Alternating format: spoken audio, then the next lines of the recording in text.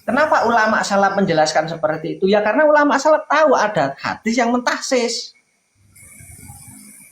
Bahkan ini tidak ada satupun ulama yang mengingkari pembagian itu dari ulama salaf. Nggak ada satupun ulama salaf yang mengingkari pembagian itu. Kecuali yang mengingkari adalah golongan salafi wahabi. Kalau ulama salaf nggak ada yang mengingkari. Semua sepakat. Bid'ah itu ada yang baik, ada yang buruk.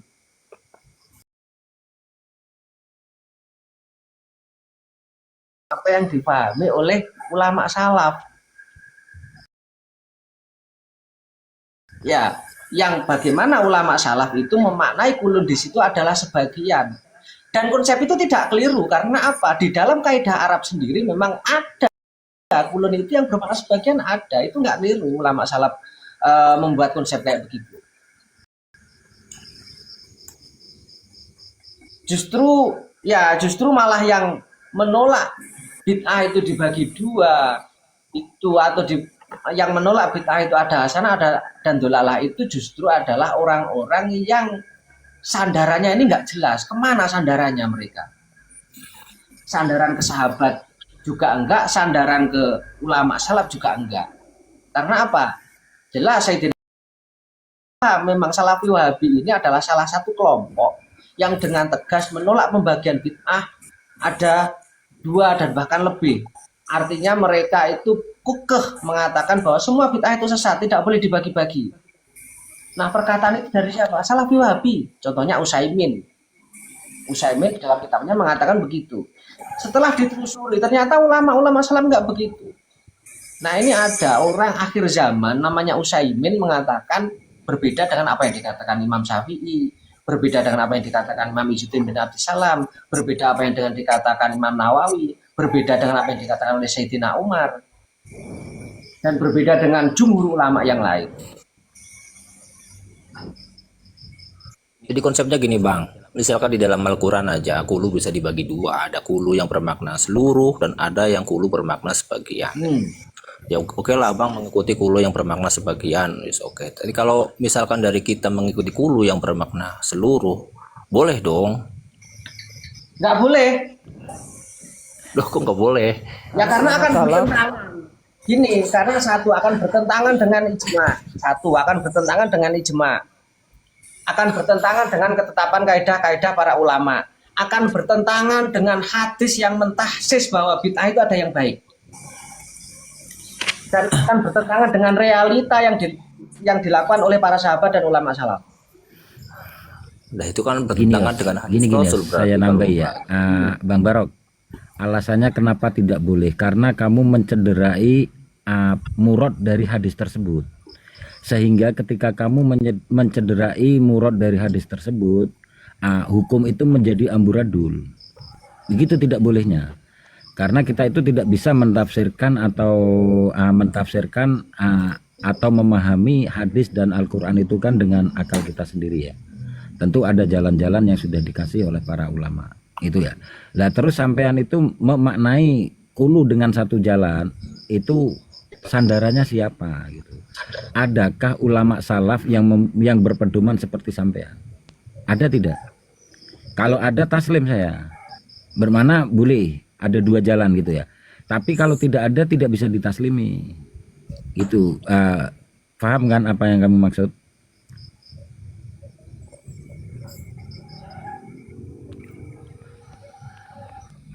Jangan asal semaunya Bang Barok. Maksudnya Bang Barok ketika memahami hadis kullu bid'atin dhalalah dengan makna seluruh itu ikut ulama salaf yang mana itu maksudnya. Siapa yang keren?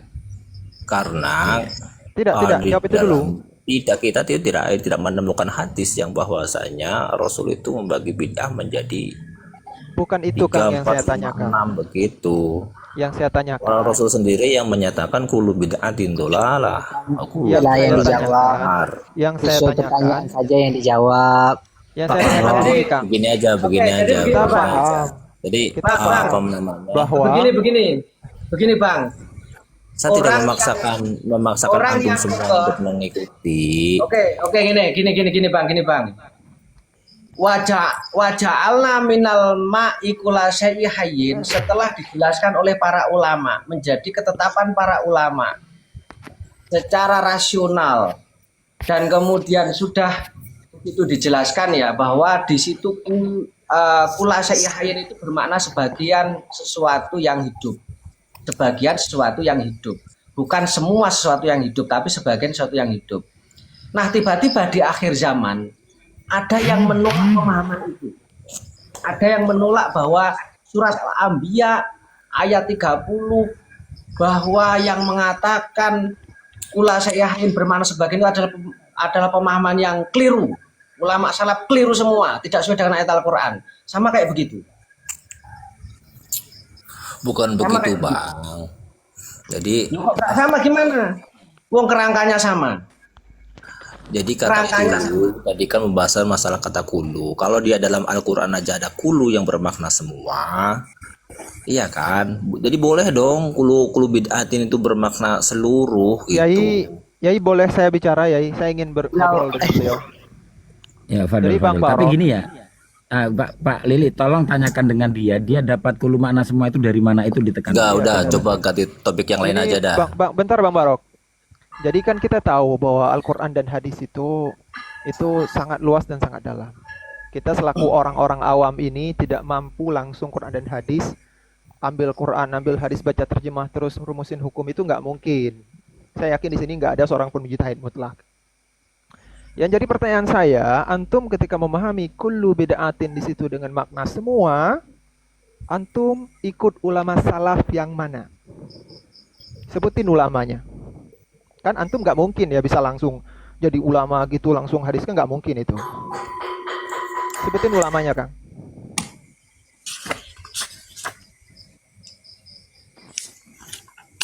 Albani. Buka mute-nya Bang Barok. Buka mute. Atau saya Gus Emin. Ya, Sebutkan satu ulama salaf yang mengatakan kullu di situ dengan makna semua. Gitu. Udah Satu ganti ulama topik salaf. yang lain Ulama aja. salaf. Udah ganti topik yang lain aja. Tapi oke Enggak, ya, biar abang jelas tidak bisa dulu. menjawab Jangan Bang. Kita pastikan dulu. Kita pastikan dulu. Ini kelewatan soalnya awamnya kalau udah begini. Udah tadi kan Ta'asubnya kuat banget Bang Barok ini. Iya, Sekali dulu di dalam pahami dulu. Al-Quran. Berarti nanti gini Bang Barok, nanti ujung-ujungnya gini. Bang Barok, mungkin kalau apa namanya ada kalau konsepnya antum seperti itu, jelas-jelas warna putih, ya kan? Antum ngotot terus itu warna merah jadinya. Padahal itu putih, tapi ngotot terus warna merah. Coba dasar berpikirnya antum seperti apa? Lah kita kan gini, memahami Al-Quran, memahami hadis, tujuannya apa sih? Untuk mencari keselamatan, ya kan? Untuk mencari keriduan Allah Ta'ala, agar mendapatkan keriduan Allah Ta'ala, kan gitu. betul. Nah, lah kalau seumpama nih, selama ini yang kita pahami itu keliru, kan nggak ada salahnya kalau kita menerima orang yang telah menunjukkan kita kepada pemahaman yang lurus. Nah, Apakah lurus dan pemahaman yang tidaknya disampaikan itu keliru kan? Enggak, masih banyak yang sunnah disampaikan oleh Rasulullah, yang disampaikan oleh buat sunnah Rasulullah. sendiri. Ini nih, saya tunjukkan Bang Barok. dengerin dulu. Bang Barok, hadis itu pakai bahasa Indonesia apa bahasa Arab? Udah ganti Pakai topik bahasa aja yang lain. hadis sampai lupa kan hadisnya kan. Kullu bid'atin dolalah wa kullu dolalah finnat, itu berbahasa Indonesia apa berbahasa Arab? Udah ganti topik aja yang lain. Enggak, belum selesai. Nah, Nanti dulu gini, masih Pan, masih ya, Udah siap. selesai tadi Bandung, bisa kan? sampaikan Barok, silakan. Bang Barok. Kenapa Anda memaksakan? Ya sampai habis dulu. Enggak, biar kelar, biar Dia. kelar. Enggak Gini, apa-apa, gini. semalaman juga. Nah. Semalaman juga enggak apa-apa. Yang Gini, Enggak, penting bukan memaksakan, ya. Cuma Enggak, kita gini. menunjukkan jalan yang benar. Nah, Iya. kalaupun Anda tidak bisa mempertanggungjawabkan pemahaman itu yang diklaim sebagai benar, ya udah jangan membawa sebagai pemahaman yang benar. Akui saja pemahaman yang keliru, kan keliru itu namanya.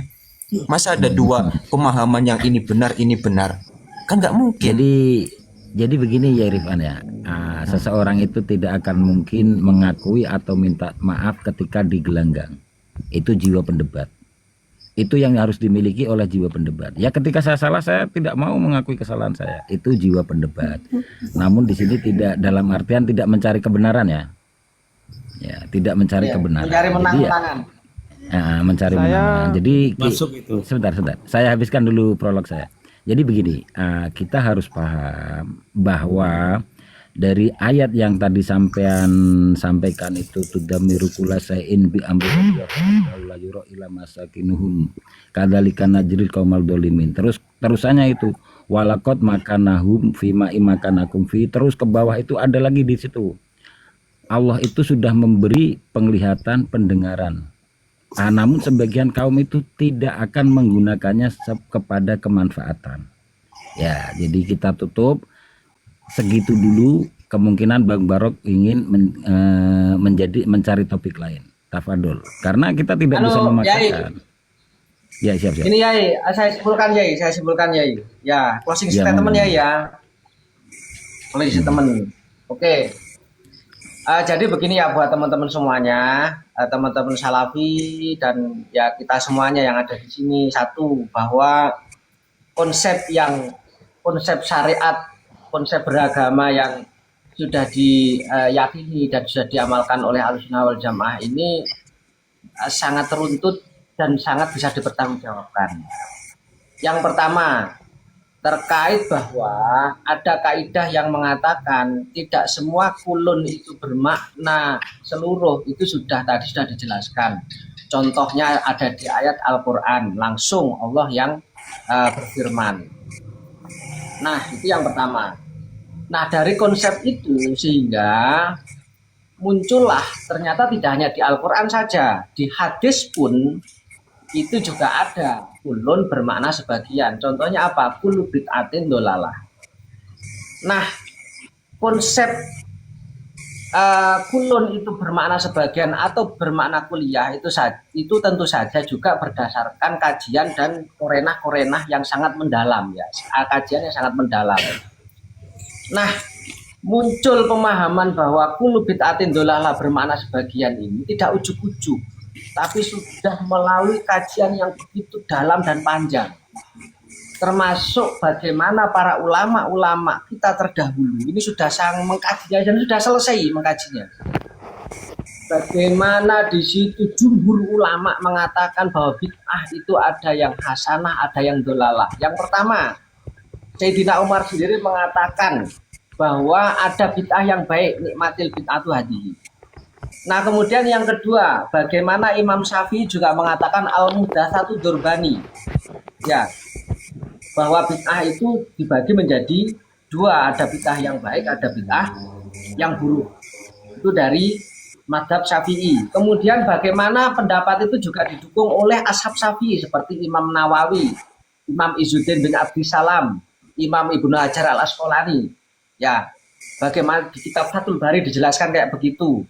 Bagaimana Imam Nawawi juga menjelaskan begitu. Bagaimana Imam Izzuddin bin Abdissalam di dalam kitab Qawaidul Ahkam juga menjelaskan begitu.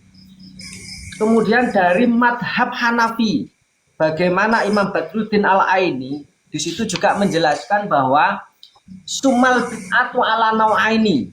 Ya, di dalam kitab Umdah Al-Qori, Imam ini dari madhab Hanafi sama, sumal bid'atu ala nau'aini.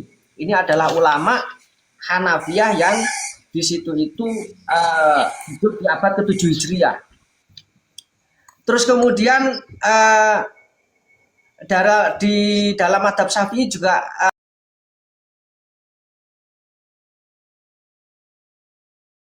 ada Ibnu Athir Al-Jaziri juga mengatakan begitu. Kemudian dari madhab Maliki, bagaimana Ibnu Abdil Bar itu juga mengatakan sama.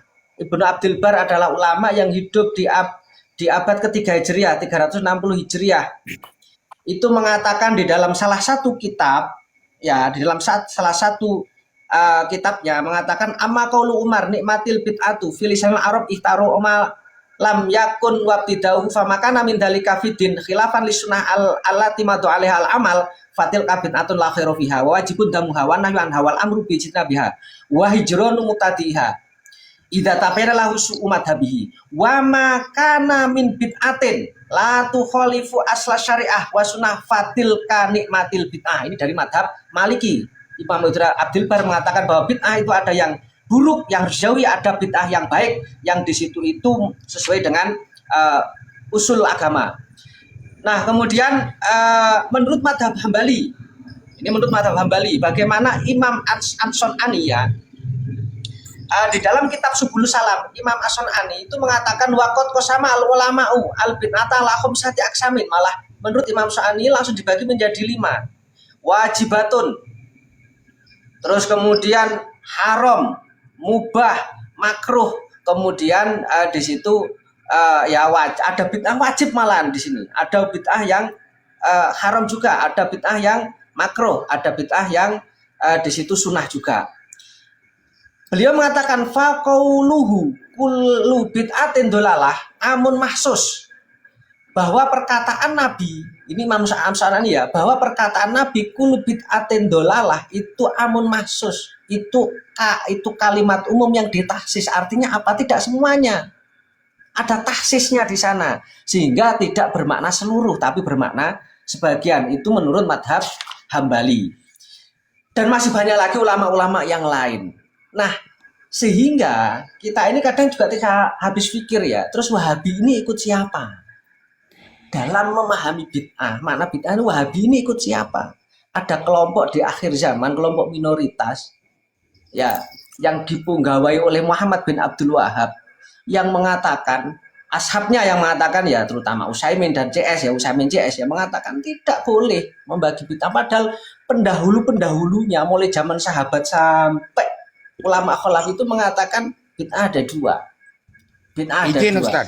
Ya. Izin Ustaz, sekalian dikasih contoh bid'ah hasanah yang dikerjakan mulai dari zaman sahabat sampai zaman salaf sampai zaman sekarang Ustaz.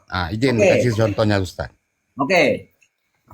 Sekarang contoh bid'ah yang pertama, contoh bid'ah yang dilakukan di zaman Sayyidina Abu Bakar dulu adalah mengumpulkan ayat Al-Qur'an dalam satu mushaf yang itu tidak pernah dilakukan Nabi. Dan awalnya Sayyidina Abu Bakar nggak mau. Itu kan usulnya Sayyidina Umar. Awalnya nggak mau, ragu. Apakah kita akan melakukan hal yang tidak pernah dilakukan oleh Rasul? Kemudian Sayyidina Umar meyakinkan bahwa ini adalah baik. Hingga Allah kemudian membuka hatinya Sayyidina Abu Bakar kemudian melakukan itu.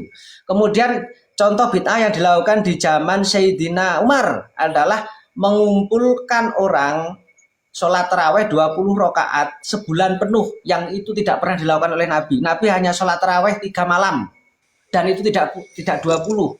Tetapi Sayyidina Umar berinisiatif membuat inovasi baru, yaitu membuat jamaah selama 1 bulan penuh, kemudian 20 rakaat di satu imam.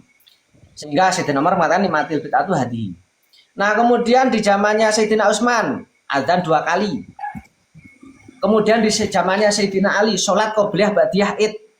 Kemudian di zamannya para sahabat itu banyak sekali bagaimana Sayyidina Abbas itu mengarang kalau nggak Ibnu Umar, Sayyidina Abbas ya yang mengarang talbiyah yang tidak pernah diajarkan oleh Rasul. Kemudian di zamannya Imam Syafi'i di situ juga melakukan contoh bid'ah ya. Contoh adalah menghatamkan Al-Qur'an di sisi kuburan ketika berziarah ke makamnya Imam Lais, yang tidak pernah dilakukan di zaman Rasul. Tidak ada di zaman Rasul riwayat satu pun yang mengatakan ada yang menghatamkan di sisi kuburan full 30 juz. Imam Syafi'i melakukan itu. Dan Imam Syafi'i mengatakan seandainya ini nanti dilakukan terus-menerus, dilakukan oleh para pengikutnya, bahwa hasan itu adalah kebaikan. Kemudian di situ ya banyak ya nanti, mulai dari pembagian fan ilmu nahwu, semisal mulai istilah-istilah dalam ilmu tauhid, istilah-istilah dalam ilmu hadis, istilah-istilah dalam ilmu fikih, istilah-istilah dalam ilmu tasawuf juga sama nanti.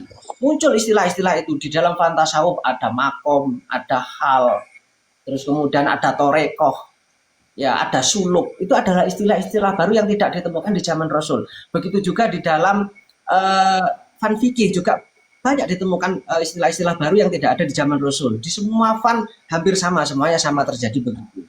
Nah, itu adalah contoh-contoh bid'ah hasanah.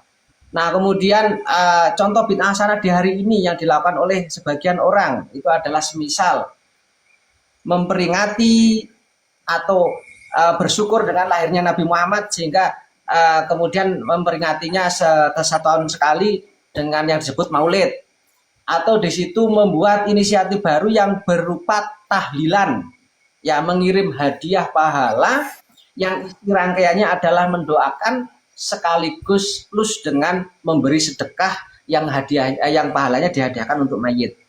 Kemudian salaman setelah sholat jamaah, tradisi salaman setelah sholat jamaah itu juga merupakan bid'ah hasanah, sebagaimana diterangkan oleh Imam Nawawi dalam kitab Fatwa Nawawi sama, bahwa itu ketika tradisi itu sudah ada ya, kalau salaman itu sudah ada sejak Imam Nawawi ya, karena Imam Nawawi juga menjelaskan di dalam kitab fatwanya bahwa itu merupakan bid'ah hasanah, bid'ah yang baik, bid'ah yang boleh. Apa? Tradisi salaman ba'da sholatil maktubah. Dan masih banyak lagi. Intinya bahwa konsep yang diajarkan oleh Imam Syafi'i, apa itu bid'ah hasanah? Kuluma ini kembalinya ke muhdas ya. Setiap perkara baru yang yuwafiku kitaban au sunatan au ijma'an au qiyasan fahuwa hasanah. Itu konsepnya. Setiap perkara baru yang di situ tidak menyelisihi, yang mencocoki, tidak bertentangan dengan Quran, sunnah, ijma' dan qiyas, maka itu adalah baik. Nah, dari contoh-contoh tadi yang saya sebutkan semuanya itu sama sekali tidak ada yang bertentangan dengan Quran, sunnah. Bahkan justru perkara-perkara baik yang di situ banyak sekali manfaatnya untuk kehidupan kita, untuk kehidupan umat Islam dalam rangka menjaga kemurnian ajaran agama Islam itu sendiri.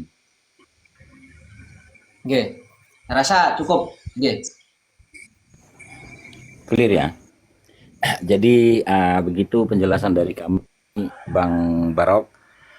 Silahkan mau diambil atau tidak itu terserah sampean. Saya berharap hidayah selalu menyertai kita semua, gitu ya. Namun apa boleh buat ketika khatamallahu ala samihim wa ala absorihim wa ala khatamallahu ala samihim wa ala absorihim sawah, gitu ya. Itu semua kita serahkan kepada Allah. Jadi sekarang kalau misalkan Bang Barok ingin ke tajuk lain, monggo silahkan, nggak apa-apa.